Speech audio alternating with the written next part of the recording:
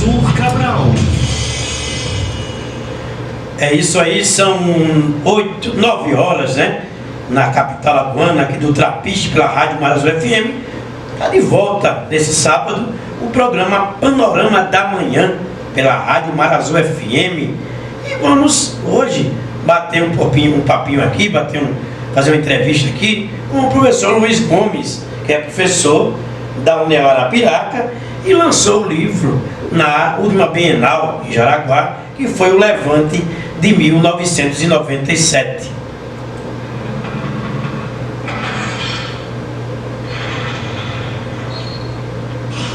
Senta que lá vem a história.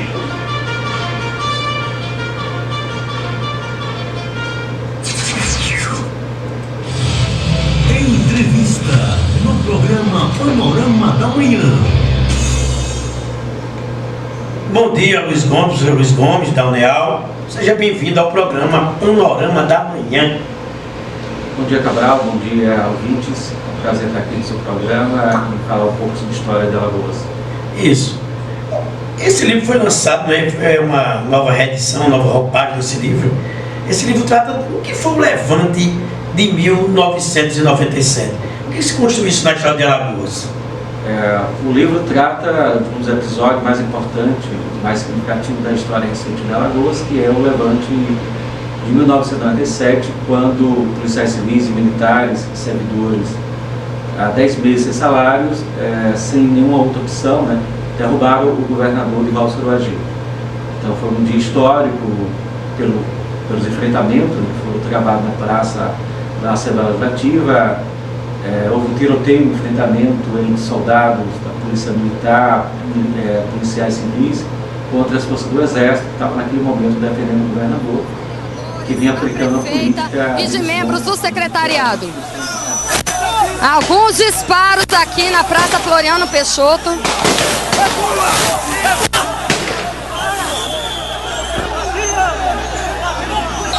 Finalmente os manifestantes conseguiram entrar aqui na Praça Floriano Peixoto. As pessoas estão se jogando aqui no chão para se protegerem de disparos.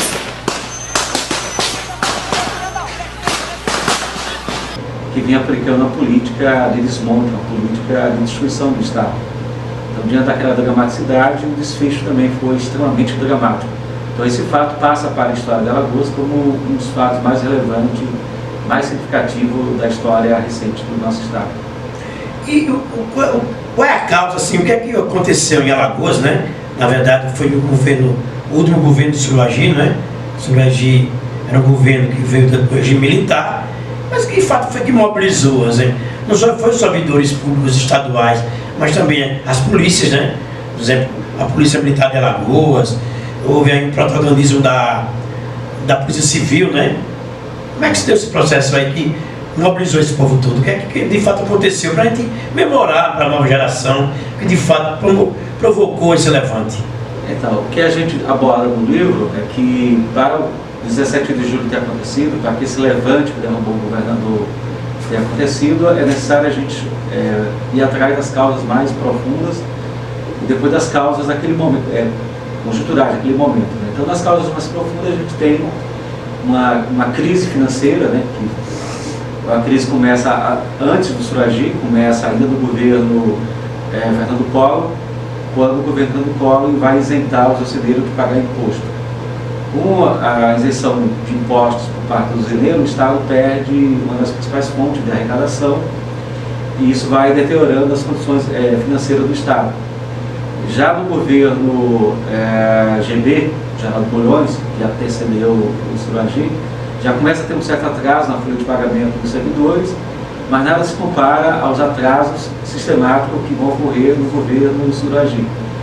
O Suruagi, como você falou, era uma figura que veio da ditadura militar, já tinha sido governador por 2 vezes, e agora é o 3º mandato dele, e quando ele se elege, em 94, ele é um governador que tem a maior votação do Brasil. Ele tem uma votação extraordinária, porque na memória de boa parte dos servidores, de boa parte da população, o Suruagi era alguém que conseguia fazer obra no Estado, gerar emprego, enfim. Mas não é essa a realidade que ele encontra no Estado, O Estado está numa crise financeira que se arrasta há anos, com os usineiros que não pagam os tributos devidos.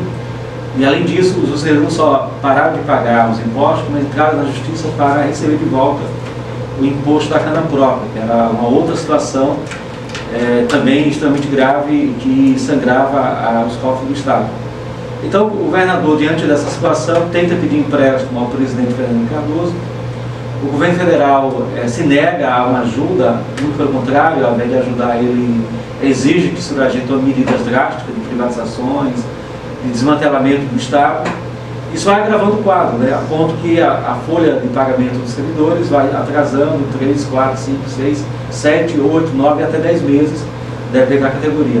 A tal ponto que isso gerou uma crise no comércio, porque os servidores não recebiam dinheiro, portanto não compravam, né? Então o comércio vai entrando em crise também, e isso vai se agravando. O governo tenta algumas ações, como emitir letra do Tesouro, e termina emitindo de forma fraudulenta essas letras, que geram outro escândalo também. Então, em vários aspectos, a situação é caótica, a ponto de que alguns servidores chegam até a se suicidar. Temos um caso bastante emblemático do soldado Leandro, que assassinou a família e depois se matou. Temos registros de pessoas que se suicidaram pulando da edifício Breda e de outro prédio. Verdade. Então, dentro desse caso aí, a saída era coletiva. Então, começou a se ter uma articulação por parte dos servidores, por parte dos policiais.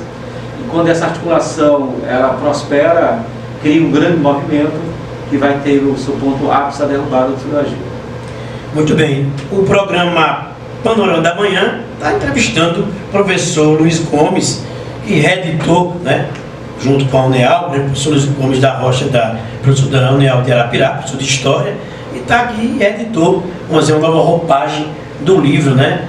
Mudou até o nome, Levante, 1997. Então é isso que a gente está tratando aqui, desse acontecimento histórico que culminou, na verdade, com a queda, né, com a saída, né, com a renúncia do então governador Divaldo Surubagi. Nesse processo de construção política, quem são os personagens desse levante, né? Por exemplo, que envolveu polícias, né? Isso aí. A gente sempre vê, né, nesse movimento mais estudantil, servidores públicos. Dessa vez envolveu a polícia, né? Vamos chamar assim, um aparato armado do Estado. Como é que você viu isso aí? Que já envolveu a civil, né, a polícia militar. Então, a nossa discussão central que a gente apresenta no livro é que sem as polícias não teria ocorrido a queda do Suragi. Correto. E sem o papel que o Sinipol jogou, provavelmente também não teria ocorrido a queda do Suragi. Então, rebobinando um pouco essa discussão, é necessário dizer que a relação entre servidores e polícia no Brasil sempre foi tensa. Certo. Em particular, nós estamos em 97, alguns anos depois do final da ditadura militar.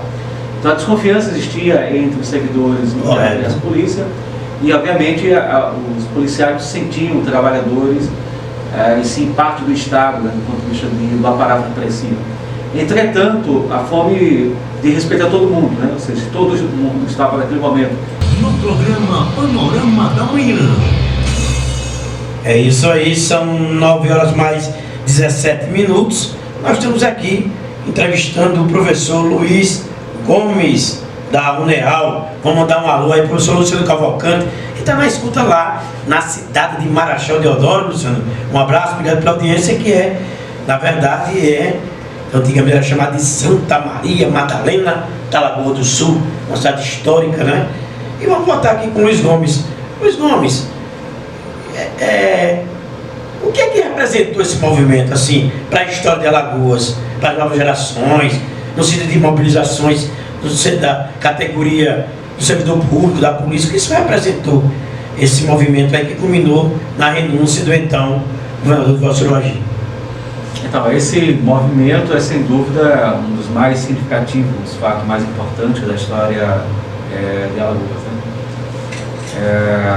E quando a gente estava falando, no dia 17, né, o cenário na Praça Dom Pedro II era um cenário de guerra, o exército tomando posição de combate, e do outro lado das grades, né, da praça, estavam também os policiais civis e militares e os servidores, né?